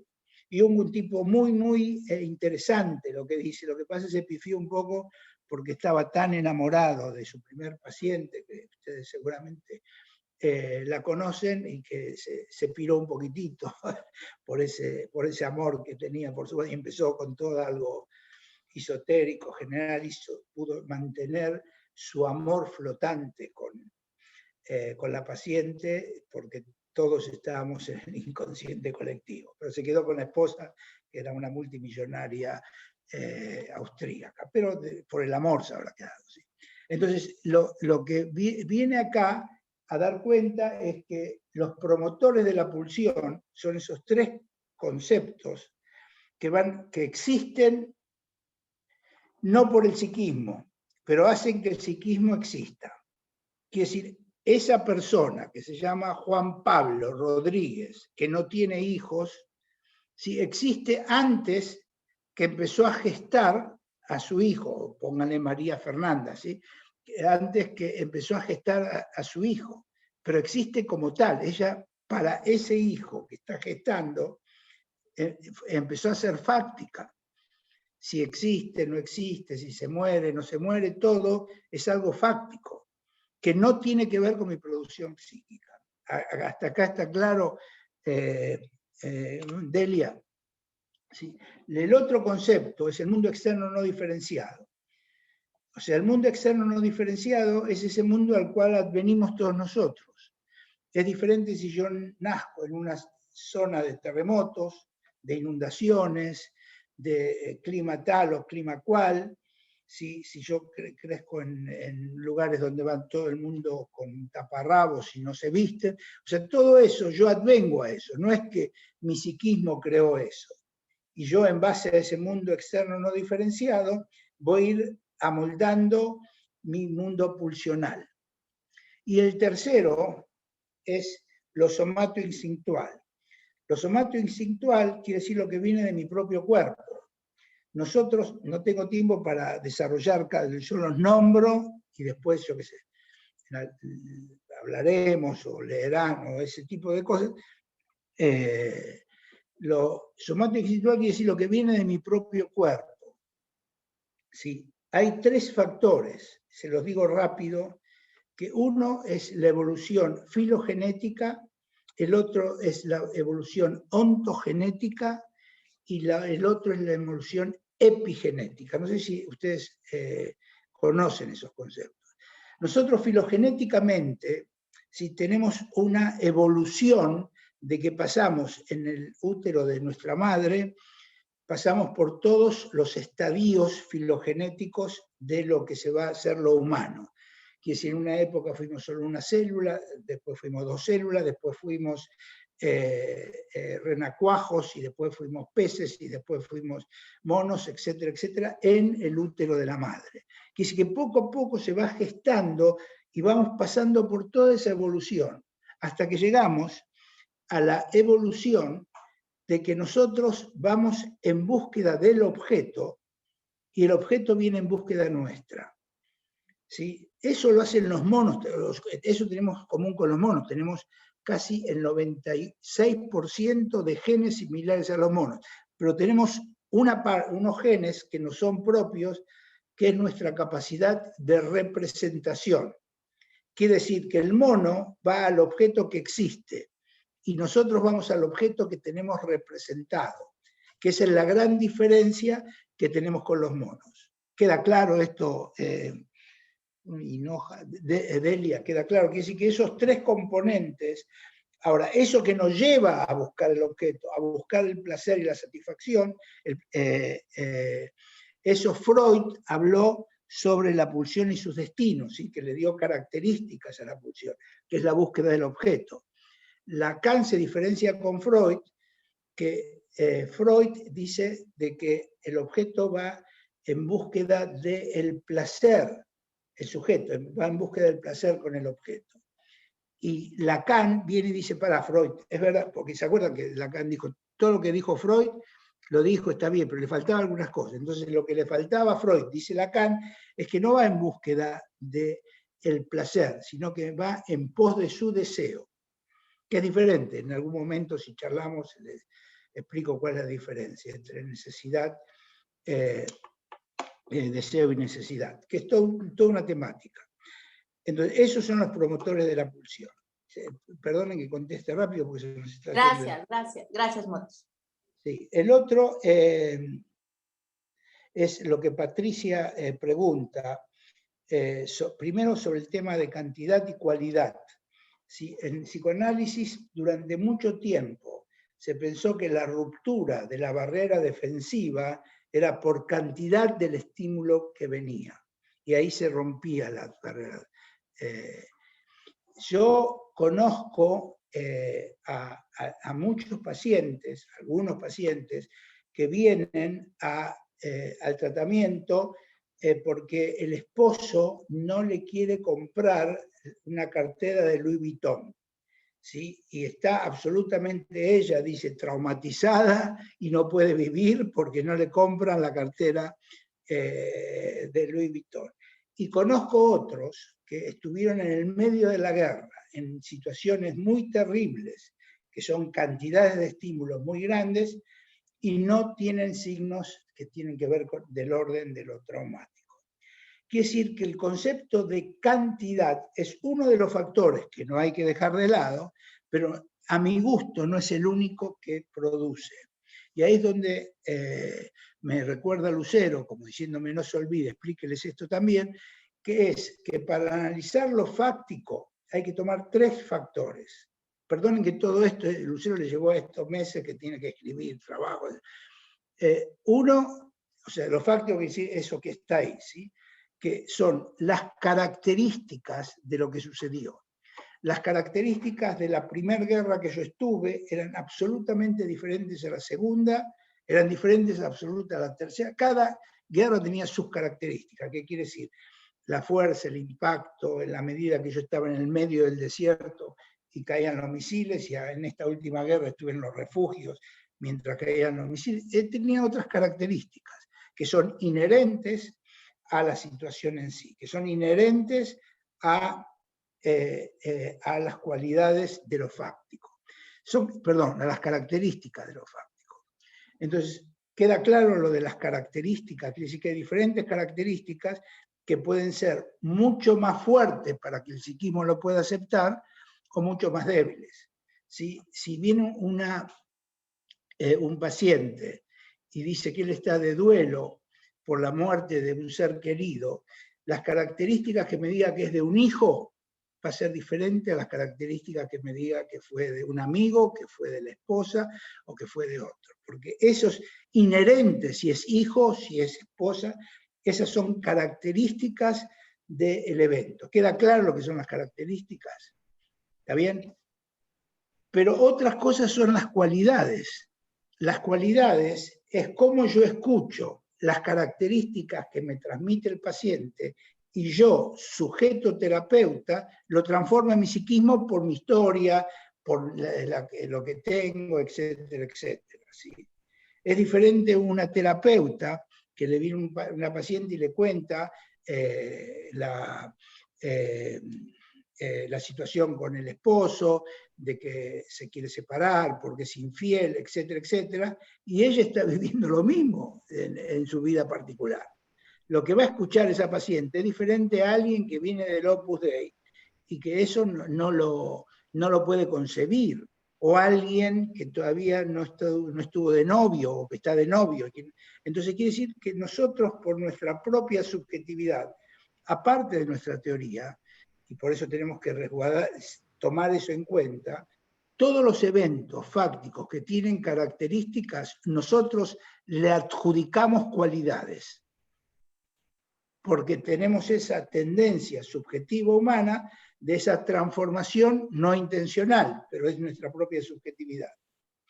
Y el tercer factor, que lo pensaba dar en la próxima clase, pero se los adelanto ahora, el tercer factor es algo así, ese concepto.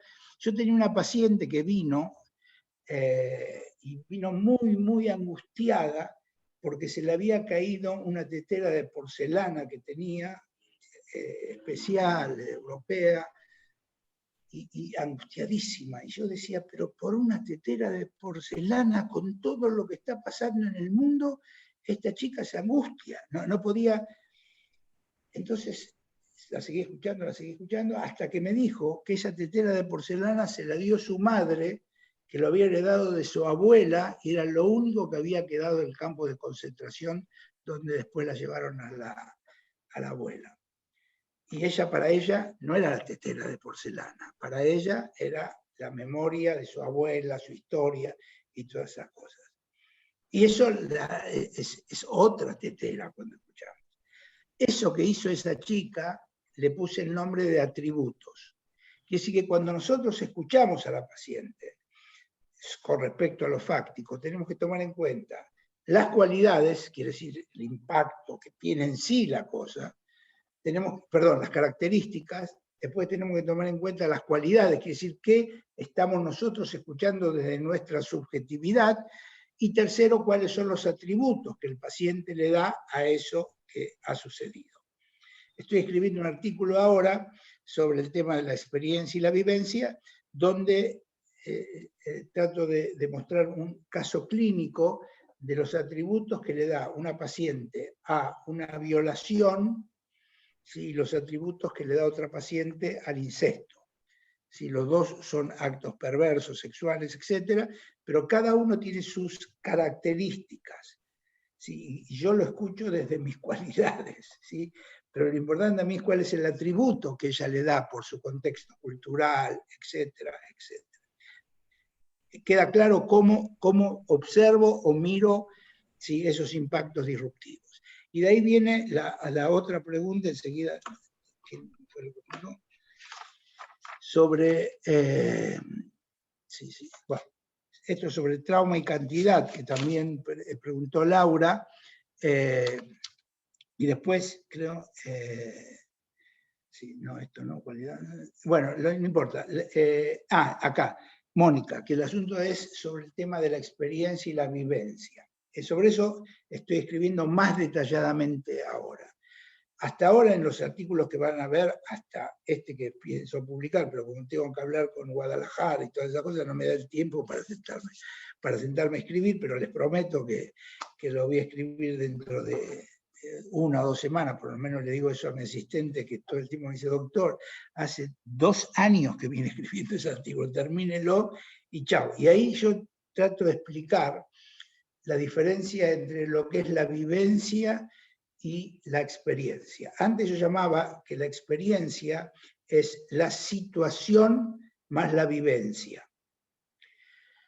Y ahora le doy 3 factores, que todavía no lo escribí, pero si ustedes tienen la primicia, que es la situación, la vivencia, más el discurso del conjunto, que es un concepto de Piero Lanier, que influye en el hecho que la persona trajo la experiencia. Esto quiere decir que cuando viene un paciente a mi consultorio, él no me va a relatar las vivencias, porque la vivencia es un proceso psíquico inefable, que no tiene palabras. Él me va a relatar situaciones de las cuales yo tengo que deducir, en base al proceso terapéutico, las cualidades de la vivencia, que lo vamos a ver ya en el próximo encuentro. Quiere decir que la experiencia incluye la situación, pero no hay situación sin vivencia.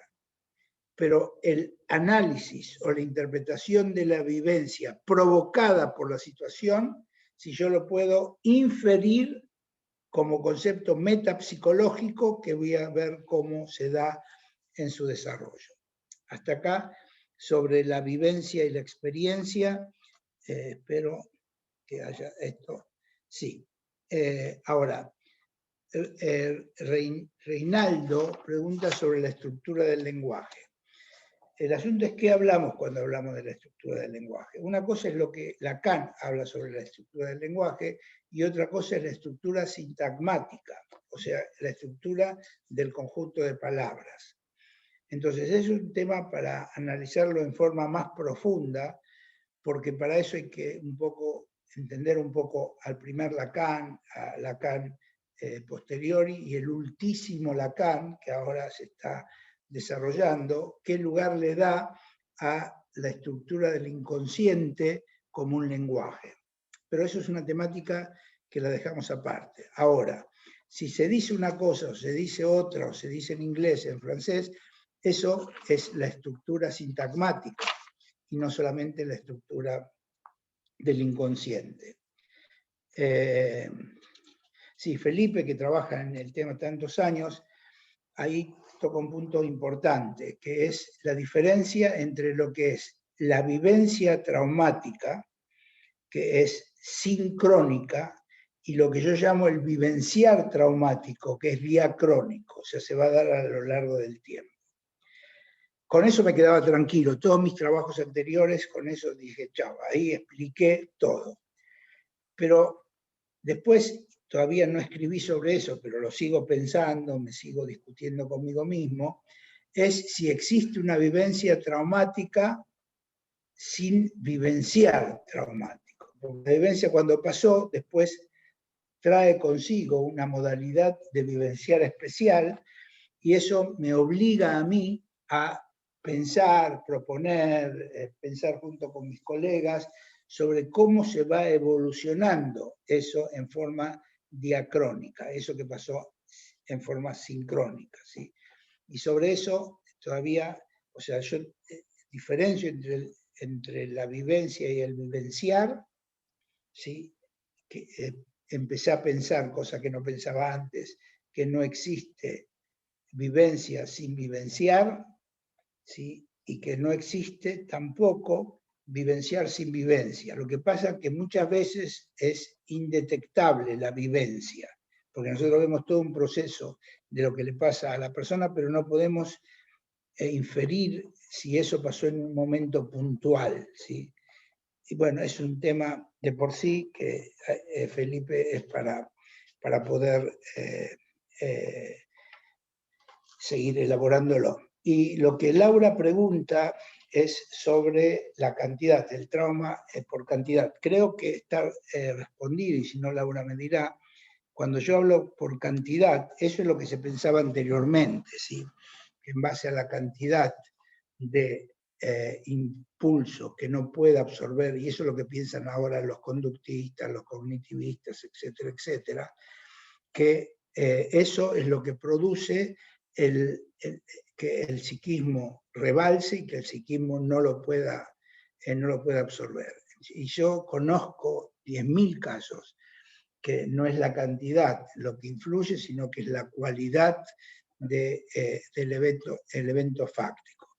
La cantidad también tiene su impacto, ¿sí? Pero no siempre es traumático. O sea, nosotros vamos a ver después desde la clínica de lo traumático que uno puede estar en terribles situaciones que desestabilizan al psiquismo, pero que pueden ser elaboradas tanto sea por la capacidad psíquica del paciente como del entorno que nosotros lo estamos trabajando. No sé si hasta acá quiero dejar de vuelta un poquitito, si quedaron preguntas pendientes. Y después... Doctor. Sí, Laura. Preguntarle, bueno, es que bueno, me dejó pensando muchas cosas y muchos cuestionamientos, me pareció interesantísimo. Y sí estuve pensando constantemente en Lacan, si se podría hablar, si podría hablar que podría ser eso irruptivo del evento fáctico, ¿no? Pudiera hablarse de qué es la situación real que tiene que llegar a imaginarizarse y después poder ya posteriormente pasar a lo simbólico.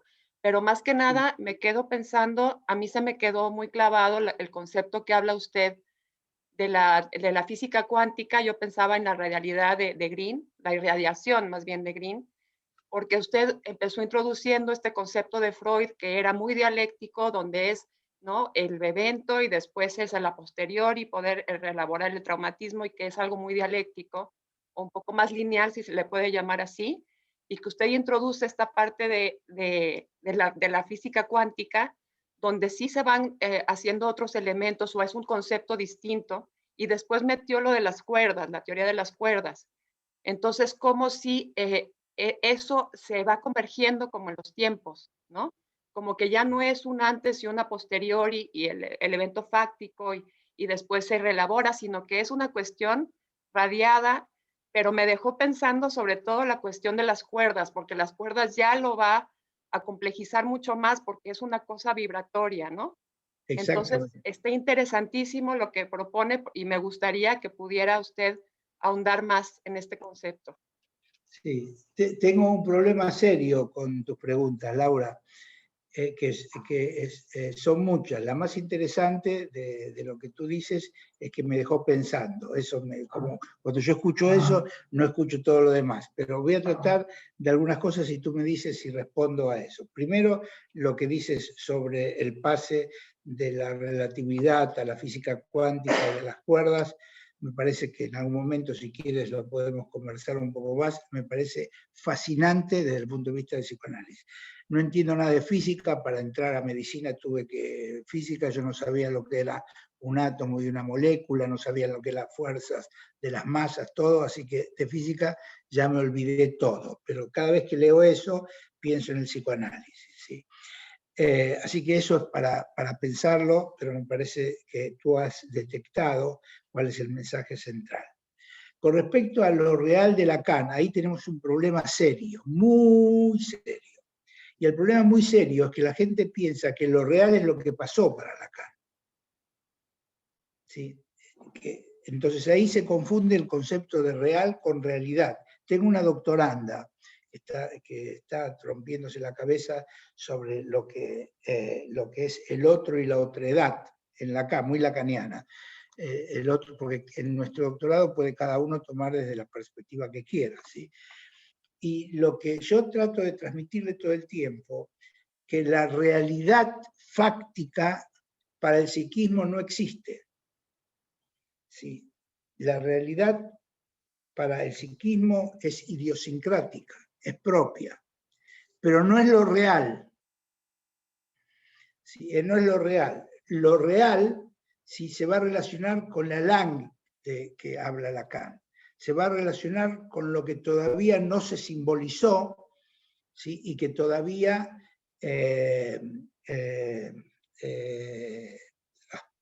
no se imaginó, no pasó por lo imaginario y por lo simbólico. Pero es un procesamiento psíquico, no es algo que pasó en Lacan, así yo es como entiendo a Lacan. Pero mucha gente escucho, sí, que son muy entendidos en Lacan, que dicen, sí, con esta realidad que estamos viviendo en la Argentina, así que se está cayendo a pedazos, con esa realidad, ¿qué puede ser el psiquismo? Esa realidad no tiene nada que ver con lo real de Lacan. Nada que ver. Lacan, lo fantástico de Lacan, que en vez de hablar de estratos, inconsciente, preconsciente y consciente, él habla de modalidades de inscripción, que son tres: lo real, primero puso lo simbólico y lo imaginario, después lo cambió, puso real, ¿sí? Imaginario y simbólico. Que eso fue junto con las teorías de Winnicott. ¿Sí? Eso fue junto con el me, not me de Winnicott, yo no yo, que es similar al estadio del espejo de Lacan. Entonces, ambos hablaban de modalidades de inscripciones psíquicas, pero Lacan, con su capacidad teorizante, él habló sobre esas tres modalidades. Entonces, vuelvo a puntualizar, lo real de Lacan no tiene nada que ver con lo fáctico, con lo que pasa. Pero lo fáctico no elaborado, después lo vamos a ver cómo pasa en impactos disruptivos traumatogénicos, por lo general quedan al nivel de lo real de Lacan, pero ese tipo de realidad que ya es dentro del psiquismo. ¿Queda claro, Laura, lo que estoy diciendo? Sí, doctor, muy claro, gracias. Entonces, por eso hay que tener en cuenta estos conceptos, que no es por digamos, exquisitez lingüística, es por tratar de precisar de qué estamos hablando, porque estamos hablando de lo mismo o estamos hablando en forma diferente. Entonces ahí viene cómo en ese nudo gorromeo que propone Lacan, ¿sí? Se da la interrelación entre lo real, lo imaginario y lo simbólico, que eso lo vamos a ver en el próximo encuentro, que voy a tratar de transmitirles algo sobre el aparato psíquico. Tengo mis dudas con respecto a esto. Yo creo que le contesté a todos, a no ser que haya otra pregunta. Tengo mis dudas, porque me preguntaron si quería presentar diapositivos. Yo tengo muchos diapositivos que muestro, pero desde que la historia del Zoom, ¿sí? Es como que a veces me sientan en escritos y en diapositivos y no veo no puedo contactarme con quien está exponiendo entre el grupo que está. Entonces opto por no mandar diapositivos. Pero hay un esquema que yo hice, que el esquema ese, digamos, vendría a ser como el psicoanálisis en dibujos animados, digamos, cómo Walt Disney podría presentar el psicoanálisis, que es todo complejo, con flechas y todas esas cosas. Y si digo, y si se los mando a ustedes, yo dije, si se los mando, a lo mejor me dice, mire, doctor, suspendamos el segundo encuentro, porque después de esta locura que nos mandó, no queremos saber nada, ¿sí? Pero claro, ese cuadro Lucero lo conoce, de que cada vez encontramos una flechita que explica otro proceso. ¿Te acuerdas, Lucero? Que ahí vamos bien, ahí está. Muy bien. Mire. Es obligación tenerlo al lado de la almohada, ese cuadro, los que están en el doctorado. Bueno, ese cuadro dije, bueno, a lo mejor se los mando y lo pueden mirar, no van a entender nada, a lo mejor sí, de lo que quiere decir, van a hacer preguntas, pero a lo mejor en base a ese cuadro podemos un poco dialogar el próximo, ¿les parece? Maripaz, que mande el cuadro, ¿sí? Claro que sí, doctor, muchas gracias. Lucero, ¿vos lo tenés en la computadora si no la molesta a Lucila? ¿Lo tenés? No hay, lo tenés impreso, ¿sí? Es importante que sea en colores, así que a lo mejor Lucero, así no la molesta a Lucila, le podés mandar a Maripaz y ella lo va a distribuir en todos, ¿está bien? En todos los Moti, ¿tus escritos también los podríamos tener? Lo que has dicho que escribes sobre trauma. Si no, lo podrían enviar. De las 5 guerras. Son aburridísimos. Pero yo le puedo decir, a lo mejor le digo a Lucila, que siempre me da una mano, y siempre me aconseja cuál sería el más adecuado. A lo mejor Lucero también, de los que yo les repartí, puede proponer que este es más, porque tengo reconceptualización de la reconceptualización de la reconceptualización. Pero hay algunos que son más básicos, más claros. Lucero, después me dices lo que te parece y le preguntamos a Lucila y vemos a lo mejor de mandar uno o dos artículos, ¿te parece? Porque la verdad, creo que ahora ya son 500 más o menos los artículos que escribí sobre eso, porque como tengo mucho tiempo en la vida, entonces me la paso escribiendo, pero hace mucho tiempo que me empezaron a ocupar otras relaciones y otros temas, no me dejan escribir suficientemente. Ok, gracias. Sí, tú te encargas, Lucero, ¿sí? Te encargas de eso, de pensar con Lucila qué artículos te parece que podemos mandar y mandar a lo que sí, si lo imprimen en colores, porque lo que tiene valor es los colores de la... Okay. Bueno, nos quedaron 5 minutos, no quiero abusar del tiempo de ustedes, yo me divierto y ustedes se deben estar aburriendo, pero siempre yo dejo de 10 para hablar un poquitito sobre la modalidad de transmitir, no sobre los conceptos en sí, sino cómo piensan para poder ver, cambiar, transformar en el próximo encuentro, ¿sí? ¿Qué es lo que piensan? Bueno, yo creo que a mí me ha parecido muy interesante, doctor, la propuesta, nos ha hecho mucho pensar, pero me quedo con mucho interés en conocer esta parte clínica, ¿no? Es decir, esto que usted hablaba hace un momento del encuentro con el paciente, de cómo es decir, cómo ayudar a un paciente en que un evento disruptivo ha devenido traumático, por así decirlo. O no. Claro. Y cómo poder, digamos, ver esto trabajando en la clínica, ¿no? Que creo que por eso acordamos que así va a ser el segundo encuentro, ¿no? Dedicado, pero no se puede abordar, a mi manera de ver, el segundo encuentro sin entender en qué base epistemológica, sí, claro, en qué modalidad, qué concepto del procesamiento psíquico se da para entender cuál es el abordaje con respecto al paciente, ¿sí? Así que por eso lo dejé especialmente para la próxima, ¿sí? No, pues, muy bien, no sé si alguien... Otro comentario ¿les pareció demasiado material que no los hace pensar? Que sí, me gustaría escucharlos un poquitito, ¿sí? Muy abstracto. Bueno, no, a mí doctor, buenos días, doctor Moti. A mí me gustó mucho la manera en que usted dio toda estas teorías y todo el espacio que nos ha dado para poder preguntar y pensar. Así es que me parece muy bien la modalidad que está haciendo. Muchas gracias. Muy interesante. muy interesante, pero yo creo que nos va a quedar mucho más aterrizado ya cuando presenten en casos clínicos, ¿verdad? Muchas gracias.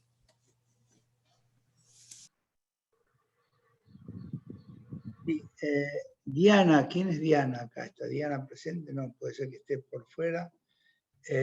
Sí, habla sobre cómo se diferencia clínicamente, creo, a ver, no pude leer, por eso no me gusta leer acá. A ver qué decía esto. Dice... ¿Cómo puede abordar el diagnóstico diferencial de lo disruptivo y de lo traumático?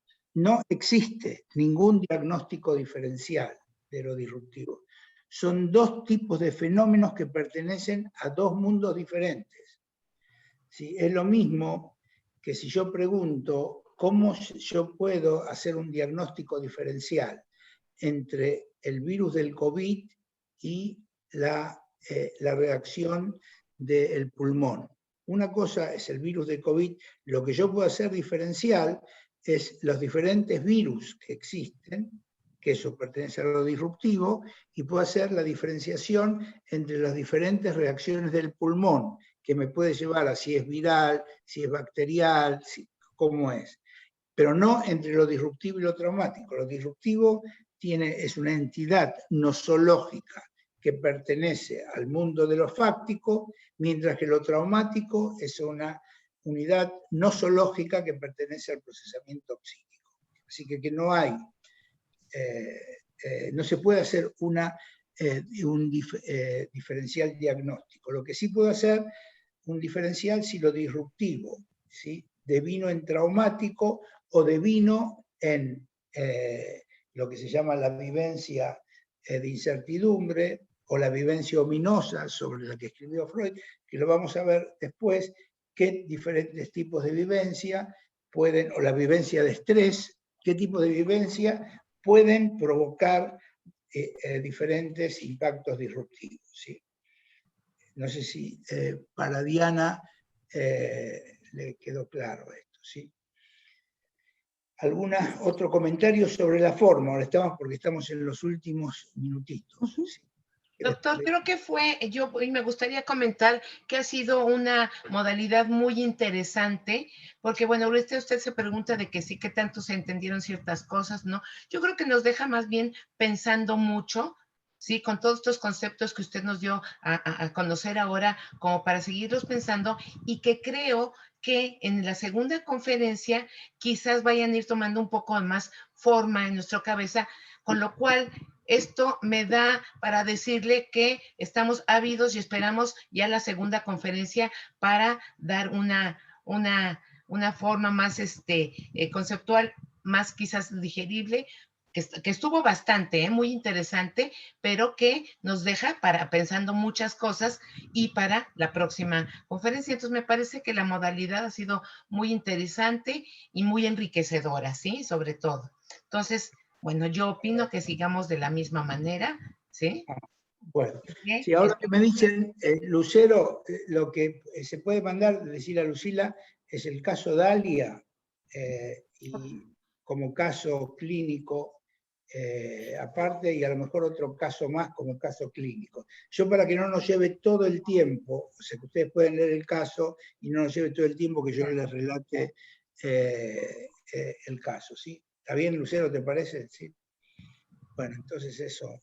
Doctor, ¿puedo? Muy interesante, doctor, porque ya después de que nos ha usted introducido en sus conceptos y de cómo los entiende y todo esto, para ya aterrizarlos en los casos clínicos, para también en un momento dado tener más luz sobre, pues, desde un punto de vista de teoría de la técnica, para el abordaje de estas situaciones que pueden devenir disruptivas, que pueden devenir traumáticas, y qué es lo que yo mencionaba, bueno, al inicio de esta conferencia, de cómo esto nos va enriqueciendo nuestro trabajo y que resulte en un fructífero intercambio, ¿sí? Entonces, me parece que estamos ya esperando que sea la segunda para ir aterrizando muchas cosas y ligarlas, ¿sí? Bueno, ya que un poco, ¿puedo 5 minutos más aprovechar del tiempo ustedes? ¿Sí? ¿Pueden? Sí. Tienen que terminar.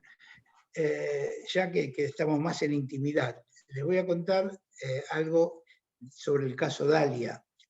Dalia, ella sabe que yo publiqué esto y se lo mandé a ella, etc. Dice que no es y me dio autorización.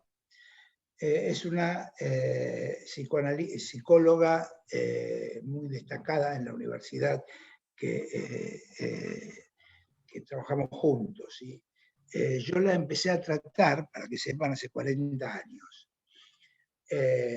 Y fue la guerra ahora, que yo estaba ahí en Israel, y justo estaba con un paciente en forma presencial. Y el paciente estaba en donde yo atendía ahí, y no sé si ustedes saben que ahí en Israel todo el mundo tiene refugios, todas las casas, no existen casas sin refugio. Y de repente estaba con el paciente y suena la sirena, que había que ir al refugio. Entonces yo estoy con el paciente y voy con él al refugio.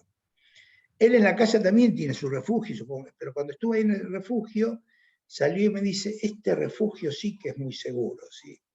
Bueno, se pueden imaginar que para un psicoanalista que le diga una cosa así, porque no tiene nada diferente, al revés.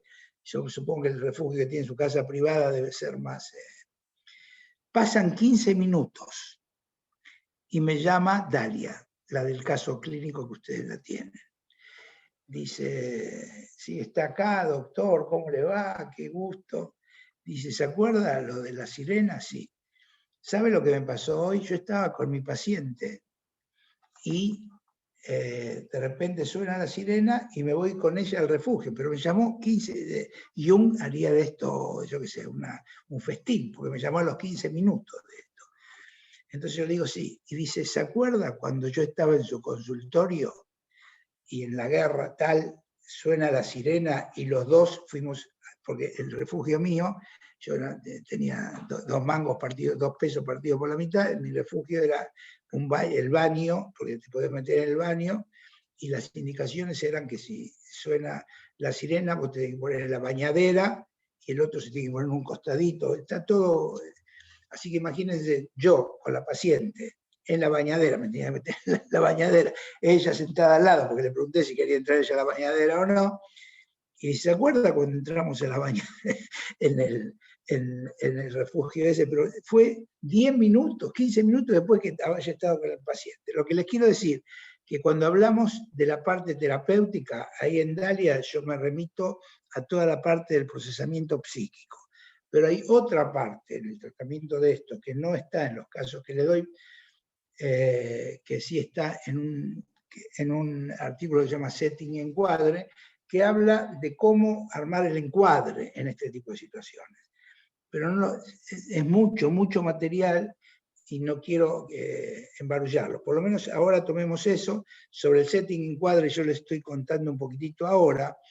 Janine Puget, que fue una psicoanalista argentina que falleció hace no mucho tiempo, ella escribió un artículo sobre los mundos superpuestos. Pero esa de los mundos superpuestos habla sobre la época de la represión, que es diferente a lo que pasa en este tipo de situaciones.